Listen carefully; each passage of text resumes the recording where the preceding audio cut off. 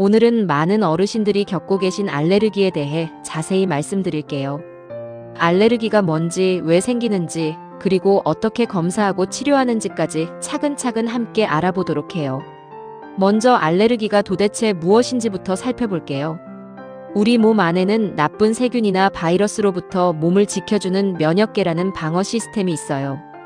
이 면역계는 평소에 우리 몸에 해로운 것들을 알아보고 물리쳐주는 아주 고마운 존재랍니다. 그런데 알레르기는 바로 이 면역계가 엉뚱한 오해를 하면서 시작돼요. 진먼지 진드기, 꽃가루, 음식물처럼 사실은 우리 몸에 전혀 해롭지 않은 물질들을 마치 아주 위험한 침입자처럼 착각하고 과도하게 반응하는 거예요. 쉽게 말씀드리면 동네 어른을 강도로 오해해서 온 동네 사람들이 다 달려나오는 것과 비슷하다고 할 수 있어요. 해롭지 않은 상대에게 필요 이상으로 크게 반응하는 거죠. 이런 면역계의 과잉 반응이 바로 우리가 알레르기라고 부르는 현상이에요. 알레르기를 일으키는 물질을 의학적으로는 알레르겐 혹은 항원이라고 부른답니다. 이 알레르겐이 몸 안에 들어오면 면역계가 이를 기억했다가 다음에 또 들어왔을 때 더 강하게 반응하는 방식으로 증상이 나타나게 돼요. 그렇다면 어르신들이 자주 여쭤보시는 것처럼 어렸을 때는 괜찮았는데 나이가 들어서 갑자기 알레르기가 생기는 이유는 뭘까요? 이건 정말 많은 분들이 궁금해하시는 부분이에요. 첫 번째 이유는 유전적인 소인과 관련이 있어요. 부모님이나 조부모님 중에 알레르기가 있으셨다면 자녀에게도 알레르기가 생길 가능성이 더 높아요. 하지만 유전적 소인이 있다고 해서 반드시 알레르기가 생기는 건 아니에요. 특정 물질에 오랫동안 반복해서 노출되다 보면 그 임계점을 넘어서는 순간 뒤늦게 알레르기 반응이 나타날 수 있어요. 두 번째 이유는 물질이 몸 안으로 들어오는 경로가 달라지는 경우예요. 예를 들어 밀가루를 평소에 음식으로 드실 때는 아무 문제가 없으셨던 분이 어느 날 피부에 작은 상처를 통해 밀가루 성분이 들어오게 되면 면역계가 그 밀가루를 완전히 새로운 낯선 물질로 인식할 수 있어요. 그러면서 갑자기 알레르기가 생겨버리는 거예요. 이처럼 성인이 되어서도 심지어 노년기에 접어들어서도 새로운 알레르기가 생길 수 있다는 점을 꼭 기억해 주세요. 나이가 들면서 면역계 자체가 변화하기도 하고 그동안 쌓아온 노출 경험들이 어느 순간 임계점을 넘기도 하거든요. 그러니 어르신들께서 갑자기 새로운 알레르기 증상을 경험하신다면 절대 그냥 지나치지 마시고 꼭 전문의를 찾아가 주시길 바랍니다. 이제 어떤 종류의 알레르기가 있고 어떤 증상이 나타나는지 알아볼게요. 우선 많은 어르신들이 궁금해하시는 밀가루 알레르기에 대해 먼저 말씀드릴게요. 밀가루 알레르기는 단순히 밀가루를 먹으면 배가 아프거나 소화가 잘 안 된다는 것과는 달라요. 진짜 밀가루 알레르기는 면역계가 밀가루 속의 단백질 성분에 반응하는 거예요. 그런데 밀가루 알레르기 중에서도 특히 어르신들이 주의하셔야 할 아주 특이한 증상이 있어요. 바로 식사 후 운동 유발 아나필락시스라는 거예요. 이름이 좀 어렵죠? 쉽게 설명해 드릴게요. 밀가루 음식을 드시고 나서 일정 시간 안에 운동을 하시면 갑자기 전신에 심한 알레르기 반응이 오는 거예요.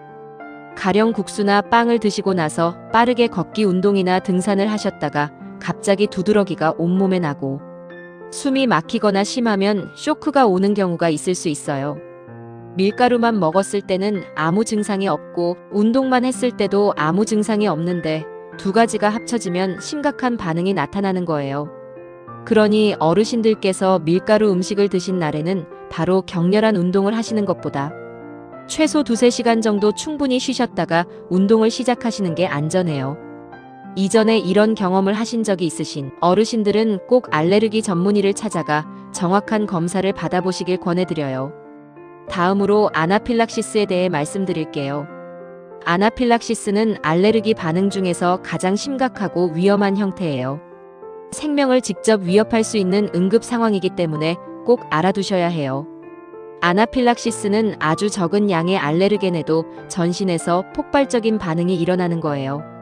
심장이 두근거리고 혈압이 뚝 떨어지고 숨이 막히고 피부에 두드러기가 돋고 심하면 의식을 잃을 수도 있어요. 놀라운 건 직접 드시거나 피부에 닿지 않아도 반응이 올 수 있다는 거예요. 예를 들어 땅콩에 심한 알레르기가 있는 분은 땅콩 가루가 공기 중에 퍼진 것만 마셔도 반응이 올 수 있어요. 생선을 굽는 냄새만으로도 심한 반응이 오는 경우도 있답니다. 그래서 심한 알레르기를 가지신 분들은 주변 환경에도 항상 주의를 기울이셔야 해요. 또한 의학적으로 매우 드문 경우이긴 하지만 특정 단백질 성분에 대한 알레르기로 인해 부부 생활 중에도 반응이 오는 경우가 보고된 적도 있어요. 이처럼 알레르겐이 몸에 들어오는 경로는 다양할 수 있다는 점을 기억해 주세요. 아나필락시스가 의심되면 즉시 119에 신고하시고 에피네프린 자가주사기가 있으시다면 바로 사용하셔야 해요. 알레르기가 심하신 분들은 항상 에피네프린 자가주사기를 지참하시고 가족분들께도 사용법을 미리 알려드리는 것이 중요해요. 이제 많은 어르신들이 병원에서 CT나 MRI 검사를 받으실 때 자주 접하시게 되는 조영제 알레르기에 대해서도 말씀드릴게요.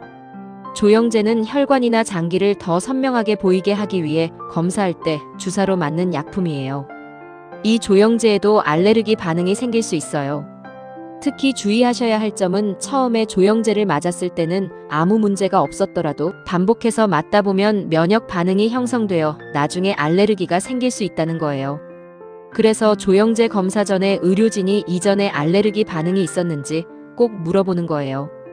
어르신들께서 조영제를 맞으신 후에 가려움증, 두드러기, 호흡 곤란, 어지럼증, 구역질 같은 증상이 조금이라도 느껴지신다면 반드시 그 자리에서 의료진에게 알려주셔야 해요. 아무리 가벼운 증상이라도 절대 그냥 참고 넘기시면 안 돼요. 작은 증상을 무시했다가 다음번 검사에서 더 심한 반응이 올 수 있거든요. 조영제 알레르기가 있으신 분들은 다음 검사 전에 미리 항히스타민제나 스테로이드를 복용하는 전처치를 하기도 해요. 의료진과 충분히 상의하시고 안전하게 검사를 받으시길 바랍니다.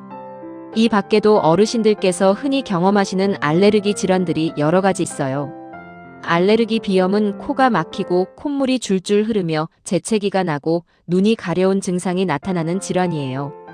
봄철 꽃가루 시즌에 특히 심해지는 분들이 많으시죠. 진먼지 진드기, 반려동물의 털과 피부 각질, 곰팡이 포자 등도 알레르기 비염의 흔한 원인이에요. 알레르기 비염이 심하면 수면의 질이 떨어지고 낮 동안 집중력이 저하되어 삶의 질에 큰 영향을 미칩니다. 알레르기 결막염은 눈이 빨개지고 가렵고 눈물이 많이 나는 증상이에요. 눈을 비비면 일시적으로 시원한 것 같지만 오히려 증상이 더 악화될 수 있으니 눈을 비비지 않도록 주의하세요. 알레르기성 천식은 기도가 좁아지면서 숨이 차고 쌕쌕거리는 소리가 나며 기침이 심해지는 질환이에요. 밤이나 이른 새벽에 증상이 더 심해지는 경우가 많아요. 천식은 적절히 치료받지 않으면 기도가 점점 딱딱하게 굳어지는 기도, 개형이 일어나 회복이 어려워질 수 있어서 꾸준한 관리가 무엇보다 중요해요. 아토피 피부염은 피부가 몹시 가렵고 붉어지며 건조해지는 만성 피부 질환이에요. 어린아이들에게 많다고 알려져 있지만 성인이나 노년기에도 충분히 생길 수 있어요. 피부 장벽이 약해져 있어서 외부 알레르겐이 쉽게 침투하고 면역 반응을 일으키는 거예요. 두드러기는 피부에 갑자기 붉고 부어오른 발진이 생기고 몹시 가려운 증상이에요. 대부분 수십 분에서 수시간 내에 사라지지만 6주 이상 반복되면 만성 두드러기로 분류해요. 음식, 약물, 감염, 스트레스 등 다양한 원인으로 생길 수 있답니다. 식품 알레르기도 어르신들이 특히 주의하셔야 할 부분이에요. 우리나라에서 흔한 식품 알레르겐으로는 밀, 달걀, 우유, 대두콩, 땅콩, 견과류, 새우, 깨, 오징어, 생선 등이 있어요. 식품 알레르기는 먹은 지 수십 분 내에 증상이 나타나는 즉시형이 대부분이지만 수시간에서 며칠 후에 증상이 나타나는 지연형도 있어서 원인을 찾기 어려운 경우도 있어요. 증상은 입술이나 혀, 목구멍이 부어오르거나 두드러기, 구역질, 구토, 복통, 설사 등 다양하게 나타날 수 있어요. 그럼 이제 알레르기를 어떻게 진단하는지 검사 방법에 대해 자세히 설명해 드릴게요. 알레르기 검사는 크게 3가지 방법으로 나눌 수 있어요. 첫 번째는 피부 반응 검사예요. 이 검사는 피부에 소량의 알레르겐을 올려놓거나 가볍게 찔러서 1520분 후에 피부 반응을 보는 방법이에요. 반응이 있으면 그 부위가 빨갛게 부어오르거나 두드러기처럼 부풀어 오르는 팽진이 생겨요. 즉각적인 알레르기 반응을 확인하는 데 효과적이고 비교적 간단하게 여러 가지 알레르겐을 한 번에 검사할 수 있어요.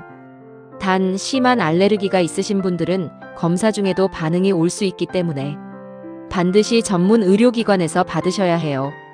두 번째는 혈액 검사예요. 혈액을 채취해서 특정 알레르겐에 대한 면역글로불린 E, 즉 IG 항체의 농도를 측정하는 방법이에요. IG 항체는 알레르기 반응에서 핵심적인 역할을 하는 항체예요. 혈액 검사는 피부 검사를 받기 어려운 분들, 예를 들어 피부 질환이 심하시거나 항히스타민제를 복용 중이신 분들에게 유용해요. 한 번의 체열로 수십 가지 알레르겐을 동시에 검사할 수 있다는 장점도 있어요. 세 번째는 패치 검사, 다른 말로 첩포 검사예요. 이 검사는 즉각적인 반응이 아닌 지연성 알레르기 반응을 확인하는 데 쓰여요. 알레르겐이 담긴 패치를 등이나 팔 안쪽 피부에 붙이고 48시간 동안 놔뒀다가 그 후에 반응을 확인하는 방법이에요. 접촉성 피부염의 원인을 찾을 때 특히 유용한 검사예요. 화장품, 금속 성분 귀걸이, 시계 등 고무 성분, 염료 등이 접촉성 피부염의 흔한 원인이 될 수 있어요. 어르신들 중에서도 반지나 귀걸이를 착용하는 부위가 빨갛게 되거나 가렵다면 금속 알레르기를 의심해 볼 수 있어요. 또한 정확한 원인을 찾기 위해 실제로 의심되는 음식을 먹어보는 유발 검사를 시행하기도 해요. 이 검사는 위험할 수 있기 때문에 반드시 병원 안에서 의료진의 감독하에 이루어져야 해요. 소량에서 시작해 점점 양을 늘려가면서 반응을 관찰하는 방식으로 진행돼요. 어르신들께서 집에서 혼자 내가 이걸 먹으면 반응이 오나 안 오나 시험해 보시는 건 절대 안 돼요. 심각한 반응이 올 경우 즉시 대처가 되지 않으면 매우 위험할 수 있거든요. 이제 치료 방법에 대해 말씀드릴게요. 알레르기 치료의 가장 기본은 원인 물질을 찾아서 피하는 거예요. 원인을 알면 최대한 노출을 줄이는 것이 증상을 관리하는 첫 번째 방법이에요. 하지만 꽃가루나 진먼지 진드기처럼 완전히 피하기 어려운 알레르겐도 많기 때문에 약물 치료를 함께 진행하는 경우가 많아요. 약물 치료에서 가장 기본이 되는 약은 항히스타민제예요. 알레르기 반응이 일어날 때 우리 몸에서 히스타민이라는 물질이 분비되는데 이게 가려움증, 콧물, 재채기, 눈의 충혈 같은 증상을 일으켜요. 항히스타민제는 이 히스타민의 작용을 차단해서 증상을 완화해줘요. 예전에 나온 1세대 항히스타민제는 졸음이 오는 부작용이 있어서 어르신들이 복용하시면 낙상의 위험이 있을 수 있어요. 요즘은 졸음이 덜한 2세대 항히스타민제가 많이 사용되고 있으니 의사 선생님과 상담하셔서 본인에게 맞는 약을 처방받으시길 바랍니다. 비염에는 코에 직접 뿌리는 스테로이드 비강 스프레이가 매우 효과적이에요. 전신으로 흡수되는 양이 극히 적기 때문에 장기 사용에도 비교적 안전한 편이에요. 천식에는 기도를 넓혀주는 기관지 확장제와 기도의 염증을 가라앉히는 흡입, 스테로이드제를 함께 사용하는 경우가 많아요. 흡입기 사용법이 효과에 큰 영향을 미치기 때문에 처음에 제대로 배우는 것이 중요해요. 아토피 피부염에는 보습제를 충분히 바르는 것이 가장 기본이에요. 피부 장벽을 강화해서 알레르겐의 침투를 막아주는 역할을 해요. 하루에도 여러 번, 목욕 후에는 반드시 바로 보습제를 발라주세요. 심할 때는 스테로이드 연고나 최근에 개발된 면역 조절제 연고를 사용하기도 해요. 그리고 최근에 의학계에서 정말 주목받고 있는 치료법이 있어요. 바로 면역치료 또는 면역요법이라고 불리는 거예요. 이 치료는 알레르기의 근본 원인인 면역계의 오작동을 바로잡는 치료예요. 원인 알레르겐을 아주 소량에서 시작해서 점점 양을 늘려가면서 규칙적으로 투여하는 방식이에요. 처음에는 주사로 맞는 방법을 주로 사용했는데 최근에는 혀 밑에 넣어서 녹이는 설화 면역요법도 많이 이루어지고 있어요. 면역 치료는 단기간에 효과가 나타나는 것이 아니라 보통 3년에서 5년 정도 꾸준히 받아야 효과가 있어요. 하지만 치료가 잘 되면 알레르기가 완치되거나 아주 크게 증상이 줄어드는 효과를 기대할 수 있어요. 약을 먹어서 증상을 조절하는 것이 아니라 면역계 자체를 바꿔놓는 근본적인 치료이기 때문에 매우 가치 있는 방법이에요. 진먼지 진드기 알레르기나 꽃가루 알레르기가 있으신 분들에게 특히 좋은 치료 효과가 알려져 있어요. 어르신들 중에서 오랫동안 알레르기로 고생하고 계신 분들은 전문의와 면역 치료에 대해 충분히 상담해 보시길 적극 권해드려요. 일상생활에서 알레르기를 관리하는 방법도 함께 알려드릴게요. 진먼지 진드기 알레르기가 있으신 분들은 침구류를 자주 세탁하시고 55도 이상의 뜨거운 물로 세탁하시는 것이 좋아요. 진드기 방지 커버를 매트리스와 베개에 씌우는 것도 도움이 돼요. 실내 습도를 50% 이하로 유지하면 진먼지 진드기가 번식하기 어려운 환경을 만들 수 있어요. 카펫이나 두꺼운 커튼은 진먼지 진드기가 살기 좋은 환경을 만들기 때문에 가능하면 제거하시는 것을 추천드려요. 꽃가루 알레르기가 있으신 분들은 꽃가루가 많이 날리는 봄과 가을에 야외 활동을 최소화하시고 외출하실 때는 마스크와 선글라스를 착용하시는 게 도움이 돼요. 창문을 열어두시면 꽃가루가 집 안으로 들어오기 때문에 꽃가루 농도가 높은 날에는 창문을 닫고 공기청정기를 이용하시는 것이 좋아요.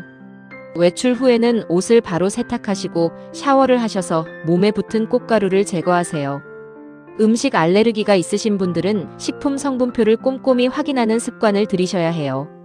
외식할 때는 음식에 어떤 재료가 들어가는지 미리 확인하시고 심한 알레르기가 있으신 분들은 에피네프린 자가주사기를 항상 가지고 다니세요. 음식 알레르기가 있으신 어르신들은 가족분들께도 어떤 음식에 알레르기가 있는지 미리 알려두시는 것이 중요해요.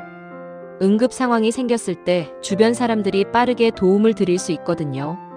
많은 어르신들이 알레르기를 그냥 가볍게 생각하고 버티시는 경우가 많은데요.